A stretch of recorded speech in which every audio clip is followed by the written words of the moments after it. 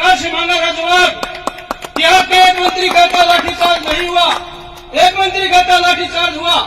मुख्यमंत्री माननीय मुख्यमंत्री महोदय, आप फैसला करिए लाठीचार्ज हुआ या नहीं हुआ। दूसरे दिन मुख्यमंत्री को फैसला करना पड़ा। उसने क्या कहा क्या नहीं कहा वो उसका अपना मैटर है।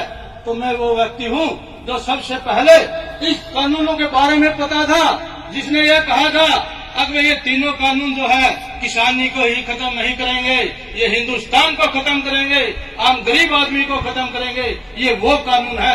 इसलिए मैं सबसे पहले इन कानूनों के विरोध में खड़ा हुआ था और आज भी विरोध में खड़ा हुआ हूँ। और जब भी आप क्या समझते हैं मेरी मुख्यमंत्री या मुख्यमंत्री से बात नहीं होती, जब भी कोई काम होता है, हल्के के विकास की बात होती है, किसी भाई के ऊपर अन्याय होता है, मैं मुख्यमंत्री के पास भी जाता हूँ, मैं डिप्टी सीएम के पास भी जाता हूँ, मैं मंत्रियों के पास भी जाता हूँ। कभी किसी का कोई ये हक में जाता नहीं हूँ और मैं उनको जवाब भी देता हूँ। मैं आपको बताना चाहता हूँ, जब आपने सबसे पहले रास्ता रोका उसके तीसरे दिन में मुख्यमंत्री से मेरी मुलाकात हुई थी और वहाँ पर 8-10 एमएलए बैठे थे। मैं वहाँ बैठा, मुख्यमंत्री ने आते ही कहा भाई किसानों के बारे में आपका क्या विचार है। वहाँ पर मनीष ग्रोवर बैठा था, उन्होंने कहा ये किसानों के बीच में जाता है, ये जोगीराम शायद आपको बताएगा। और मैंने वो उनसे एक ही बात कही, आधा घंटा मैंने उन्हीं चर्चा पर रही कि मैं आपको इसके नुकसान गिनाता हूँ। मैंने मुख्यमंत्री को और उनको नुकसान गिनाए, आप एक फायदा बता देना, मैं सरकार के पक्ष में खड़ा हो जाऊंगा। मैंने मुख्यमंत्री के सामने ये बात कही और इसका ज्यादातर गवाह है वहाँ का आप मनीष ग्रोवर से पूछ लेना। लेकिन हिसार जिले का पूर्व जिला अध्यक्ष है प्रोफेसर रेणुआ, जो बिल्कुल साफ बात करते हैं, वो वहीं पर मौजूद थे। मैं बिल्कुल भी नहीं दबा उनसे और मैं अपनी बात पर मुख्यमंत्री को मना के आया कि ये खुला कहता हूँ मुख्यमंत्री माने, दो नुकसान उन्हें जरूर माने, ये लंबी बात हो जाएगी, इसलिए मैं उन पर नहीं जाना चाहता।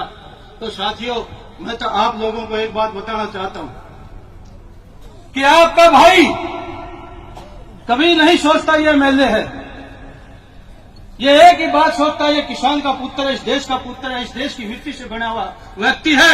यदि अगर इस देश को बचाना है, आप किसानी की बात करते हो, मैं देश की बात करता हूँ। यदि अगर ये कानून रहे तो ये देश नहीं बचेगा तो किसानी कहाँ से बचेगी, गरीब आदमी कहाँ से बचेगा। हमसे पहले गरीब आदमी इसमें मरेगा, बाकी तो देखी जाएगी क्या होगा। गरीब भाइयों का भी मैं कहता हूँ, आह्वान करता हूँ, जिस प्रकार किसान भाई हमारे लगे हुए हैं, इसी प्रकार से जो गरीब भाई हैं, जो अपने घरों में बैठे हैं, उनको भी निकल कर आना चाहिए। मैं अपने बारे में एक बात और आप बता देना चाहता हूँ। कल की बात है, कल मेरे किसी मीडिया ने पूछ लिया आप बॉर्डर पर गए हो, मैंने कहा नहीं गया। बोला क्यों? जी नहीं करता, मन तो बहुत करता है। बोला किसी ने रोका? किसी ने नहीं रोका। मैं आज बताता हूँ मेरे को किसने रोका। जो इस प्रकार की बात करते हैं, फलाना बोलेगा फलाना नहीं बोलेगा, मेरे को आज तो उन्होंने रोका हुआ था। आज भी और प्रधान जी हमारे यहाँ आ गए, सोमवीर जी का मेरे पास टेलीफोन गया है कि आप आ जाइए। मेरा नहीं, आज भी नहीं होता। मैं प्रधान जी के पास था, मैं दाखिला आया हुआ था, मैं दाखिला आ सकता हूँ तो यहाँ क्यों नहीं आ सकता। मैंने प्रधान जी से कहा, बोलो प्रधान जी सोमवीर जी का मेरे पास टेलीफोन है, क्या करना है। बोले आपने चलना चाहिए, मैं तैयार हो जाओ, मैं भी चल। मैं इसलिए आया हूँ भाई, मैं कोई ये शौक नहीं है कि मुझे यहाँ आप भाई साथी, मेरे साथी आप जैसे मेरे पास बहुत साथी हैं। मैं हमेशा गांव में रहता हूँ, लोगों के बीच में रहता हूँ, इसलिए मैं ये दो शब्द कहकर अपनी वाणी को विराम देता हूँ। मैं अभी यहाँ पर आया जब हमारे पास 5 साल लगे हुए थे। भाई अभय सिंह चौटाला ही एक ऐसे विधायक हैं, मैं कहता हूँ भाई अभय सिंह चौटाला इस्तीफा देंगे या नहीं देंगे वो तो वो जानते हैं। मैं आपको बता देना चाहता हूँ, आप बता देना। मेरी विधानसभा के अंदर जरूरत है इस विधेयक का जब अविश्वास प्रस्ताव आएगा उसके खिलाफ वोट देने की या इस्तीफा देने की, मैं दोनों करने के लिए तैयार हूँ। मैं इसलिए बैठा हूँ कि विपक्ष क्या करता है कि अविश्वास प्रस्ताव लाता है नहीं लाता है, इन विधेयक के खिलाफ लाता है या नहीं लाता है। तो मैं ऐसा पहला व्यक्ति हूँगा जो सरकार में कभी भी मैंने ये नहीं सोचा कि मैं सरकार का नुमाइंदा हूँ। मैं हमेशा एक ही बात उनको कहता हूँ, आप लोग चंडीगढ़ और दिल्ली आकर भूल जाते हैं कि आप पार्टियों के नहीं हैं, आप सरकार के नहीं हैं, आप वहाँ की पब्लिक के नुमाइंदे हैं। पब्लिक आपको या सरकार बनाने के लिए नहीं भेजती, या पब्लिक आपको भेजती है अपने हल्के के विकास के लिए, वकालत करने के लिए, उनके हकों की लड़ाई लड़ने के लिए आपको यहाँ चंडीगढ़ और दिल्ली के अंदर भेजती है, आप भूल जाते हो। मैं विधानसभा के अंदर भी आप मेरा भाषण सुन लेना, पहला ही भाषण था मेरा जब मैं विधानसभा के अंदर गया, मैंने यहीं से स्टार्ट किया था। मुख्यमंत्री महोदय, मुझे नहीं पता मैं सरकार के पक्ष में बोलता हूँ या विपक्ष में बोलूंगा, मैं तथ्य के ऊपर बोलता हूँ और मैं तथ्यों के ऊपर उस दिन बोला भी था। आपने मेरा भाषण सुना होगा पहला विधानसभा में 1 साल पहले ही शासन के अंदर। और मैं आपको बता देना चाहता हूँ साथियों, अब ये जो पीछे सेशन था 1 दिन का 2 दिन का, हुड्डा साहब तो बाहर निकल गए थे। एक बार तो मुख्यमंत्री ने मेरे को कह दिया ये बोलेगा।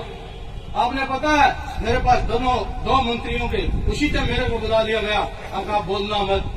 मैंने कहा मैं ठीक बोलूंगा, आप चिंता मत करना, लेकिन उनको शक हो गया, मुझे बोलने का समय नहीं दिया।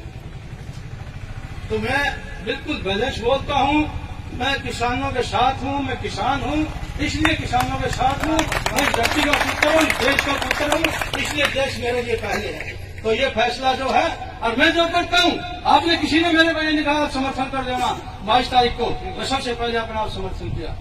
मैं जिस दिन में ये जेल लगेगा, आज मेरे इस्तीफे की जरूरत है, मैं उस दिन इस्तीफा भी दूंगा। और जिस दिन मुझे ये लगेगा कि आज मेरे को पैदल चलना है साथियों के साथ, मैं उस दिन परेड के अंदर भी हो सकता है आपके साथ शामिल हो जाऊं। यदि 26 जनवरी को परेड के अंदर हमने शामिल होना पड़े, तो मैं आप लोगों को ये थोड़ा बता कर जा रहा हूं। इसलिए मैं आपके बीच में ज्यादा समय न लेते हुए मैं तो आपको एक ही बात कहूंगा कि जो भी साथी यहाँ आए, जिसका जी करे वो बोले, लेकिन किसानों की बात, पार्टी की बात नहीं करे, अपने विधायक की बात नहीं करे, किसानों के देश को बचाने की बात करे। मैं तो आपके यही बात कहने के लिए खड़ा हुआ हूँ। और मैं आपको एक बार फिर विश्वास दिलाता हूँ, या तो आप लोग मुझे बता देना आपने ये करना है, वो फैसला गलत हो या सही हो, मैं करने के लिए तैयार नहीं। मेरे ऊपर छोड़ देना कि मैं कब कहाँ पर क्या आवाज उठाऊंगा, मैं ये आप लोगों को दिखा दूंगा कि मैं किस समय पर क्या आवाज उठाता हूँ। इन्हीं शब्दों के साथ अपनी वाणी को विराम देते हुए आप सबका, इस देश की सपूतों का, इस देश को बचाने वाले लोगों का, इस देश को पेट भरने वाले लोगों का तहे दिल से धन्यवाद करता हूँ। इन्हीं शब्दों के साथ आपका बहुत बहुत धन्यवाद। जय हिंद, जय भारत।